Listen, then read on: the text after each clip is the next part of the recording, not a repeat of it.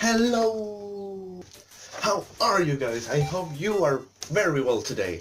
Okay, enough. So, now we're going to analyze some words and expressions from the movie Hercules. Disney version, of course! Some of them are words and some are about Greek myths. So, let's go! That is what our story is about. Listen to him? He's making this story sound like some Greek tragedy. Lighten up, dude. We'll take it from here, darling. You go, girl. We are the muses, goddesses of the arts, and proclaimers of heroes. The muses, as you could watch, were Greek goddesses who inspired poets, artists, musicians, dancers, etc., art in general, and each one of them protected one different and specific art and object. They were the daughters of Zeus and Mnemosyne, and their names were Calliope, Cleo, Euterpe, Thalia, Melpomene, Terpsichore, Erato, Polyhymnia, and Urania. They are 9. The word museum comes from the muses because it contained artworks inspired by them. Moreover, a muse is someone who inspired you to achieve things and to do better. Let's see the example right here. That girl is my muse. I wrote a poem thinking about her yesterday and it's awesome. He's so tiny.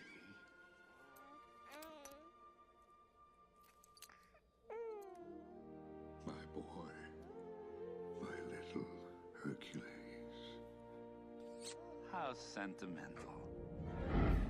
You know, I haven't been this choked up since I got a hunk of moussaka caught in my throat. Huh? So is this an audience or a mosaic? Did you understand the joke Hades just did? Here, to get choked up has 2 different meanings. The first one is to become emotional. Some synonyms are stirred and to be moved. Let's see these 2 examples. I got so choked up when I held my grandma's hand for the very last moment. She asked me to be her boyfriend. I was so choked up that I started to cry. And the second meaning is to clog up. That is to say, when something is in your throat and gets caught in there. Let's see the examples. While I was eating, I laughed and I got choked up with a piece of stick. I was talking on the phone when I choked up with a fly. It was disgusting. Oh, there's the little sunspot, little snoochie. And here is a sucker for the little sucker. Here you go. You just... Eesh. Yeah, powerful little tyke. You can find this word written like this or like this. Both ways are correct. This word is used to refer to a small child, especially a boy. Moreover, it refers to a particular condition of a boy, and that is his behavior. He behaves in a bad way. He's cheeky, but he doesn't mean to cause any harm to anyone. Besides, in this case, it's a baby. A baby couldn't mean it. Some synonyms to this word are rascal, scamp, and rat.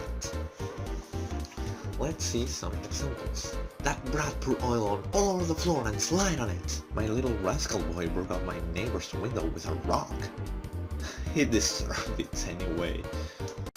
I regrettably have a full-time gig that you, by the way, so charitably bestowed on me, Zeus. So, can't. Love to, but can't.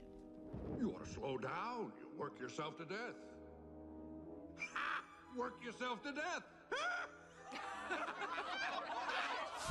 Kill myself. Now we have a joke from Mr. Thunderbolt to Hades. Do you get it? Work yourself to death. To Hades, the god of death. Yeah? No? Okay. Work yourself to death means to work very hard on something. So hard that it may even seem cruel. Some equal expression to this are to go out of your way, work oneself to the bone, and lean over backwards. Let's check out the examples. I'm going to work myself to the bone to pay my daughter's career. She leant over backwards to like her class.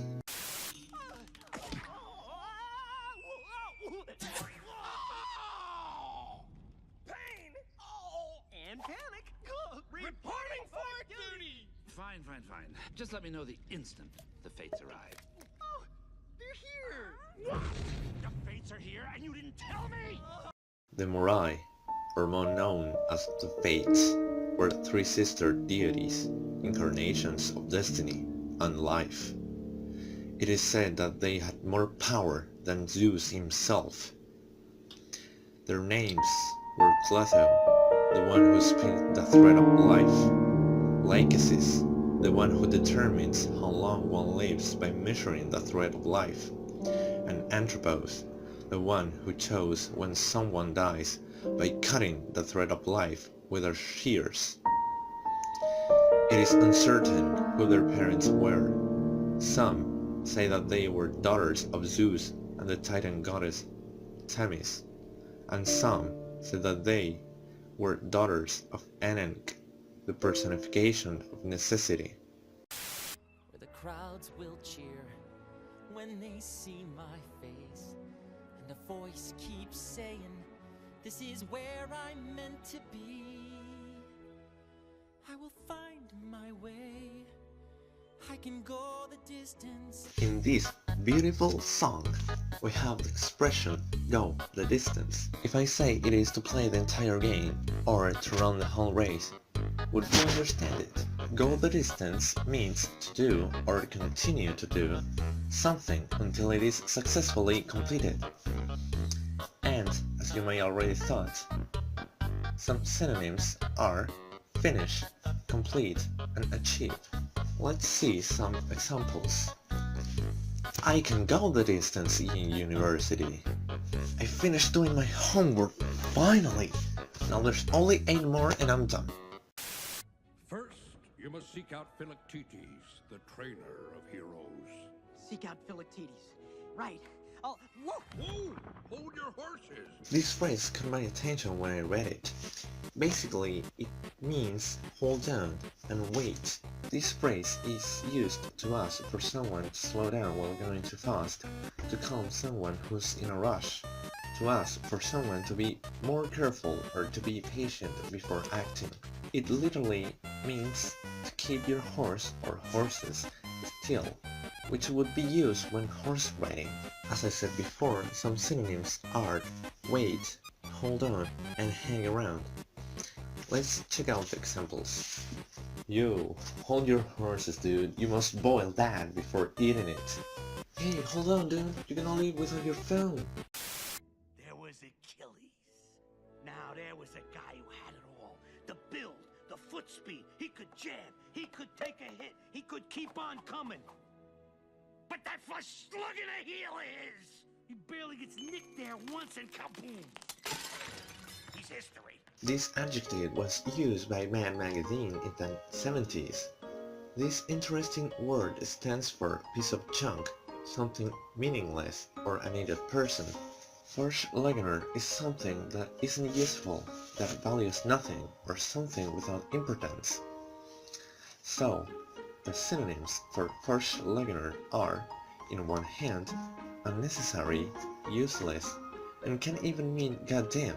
In the other hand, it could mean idiot, stupid, and dumb. Let's see the examples. Keep that Forschlegener thing away from me. That goddamn computer keeps turning off for no reason. My brother is a Forschlegener. Well, you know how men are. They think no means yes and get lost means take me, I'm yours. Don't worry, Shorty here can explain it to you later. Well, thanks for everything, Herc. It's been a real slice. This is kind of difficult to explain, not for the meaning, but the radiance of it. It's been a slice. Some say that this came into popular use in the early 70s, and it refers to a slice of pizza from the Mary Jane Montes with friends. Some say that it's for an as nice deformation, as in it's nice to meet you. Snice similar to slice. And some say it's a shortened version of slice of life or heaven. Despite all that, it is used when you enjoyed spending time with someone. Some synonyms for this phrase are "it's been a pleasure" or "it's nice to meet you." And the final one. Kind of curious expression. This expression stands for something that, forgive the redundancy, it's surely dead, but that something doesn't exist anymore. This is a very old expression from at least 14th century. The expression was in widespread colloquial use in England by the 16th century when Shakespeare used it. The more common as dead as are as dead as a doodoo and as dead as a mutton. Doodoos or muttons are unquestionably dead, but what about doornails? Their deadness is not so obvious. Doornails are the large-headed studs that were used in earlier times for its strength and more recently as decoration. The practice was to hammer the nail through and then bend the protruding end over to secure it. This process, similar to rebeating, was called clenching. This may be the source of that deadness.